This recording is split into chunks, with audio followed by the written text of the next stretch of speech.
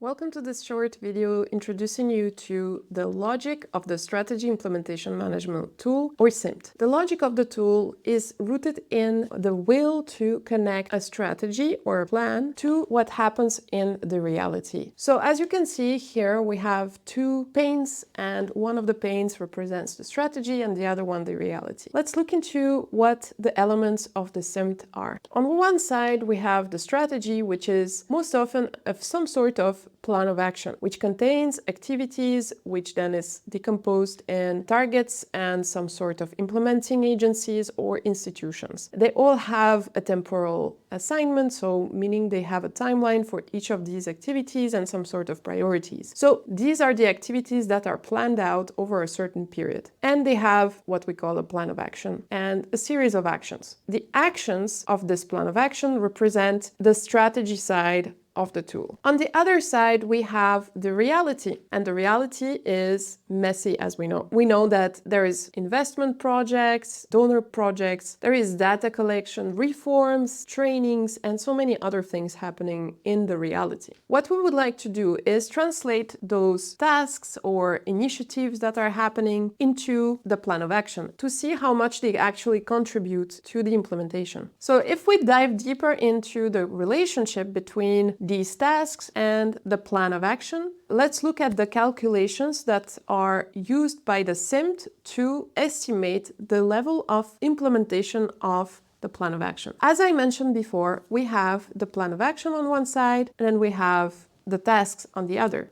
Essentially, the calculation of the action implementation will be based on the reported level of completion of each task. The SIMT allows for 3 levels of completion. So either red, not started, meaning the progress is 0%, orange, which means in progress or currently being implemented. In that case, the progress estimated is automatically set to 50%. And then finally, green, which means completed, and then the progress is set to 100%. But then there is a subtlety, and the subtlety is called the contribution to target. The contribution to target is an essential element to allow a more accurate estimation of how much a task is actually contributing to the implementation of an action. Within the final calculation, there is a compound between the progress level of a task and how much that task actually contributes to the target of the action in the plan of action. To summarize, the overall progress will be a computation between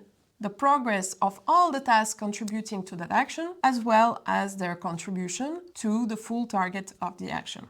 You can see here on the slide the exact calculation that is used by the tool. Now, just a quick word about the contribution to target, because this is an element that will need to be estimated within the tool. Here you can see an example from an action of an actual plan of action of a strategy, which is to have a sector country brand developed through a consultative process. This is the target of the action. Now we have in this example 2 tasks contributing to that action. The first task is procurement of a marketing consulting firm under EU-funded assistance, and the second task is a public-private consultative process to provide input and select best proposition. You can say that if both of these tasks are implemented, this roughly represents 100% of the target in the action of the plan of action. So how much would you estimate those 2 tasks to contribute to the target? Well, if we look into the financial aspect, definitely the procurement of a marketing consulting firm will roughly represent the majority of the expenditure related to that action. So we would estimate this to be 60%. However, an important component of that action is also the consultative process, and that might require quite a few meetings of public-private committees or working groups. So in this case, we'll put 40%. So this is how you would estimate the contribution to target from 2 tasks to a specific action. So let's look at another example.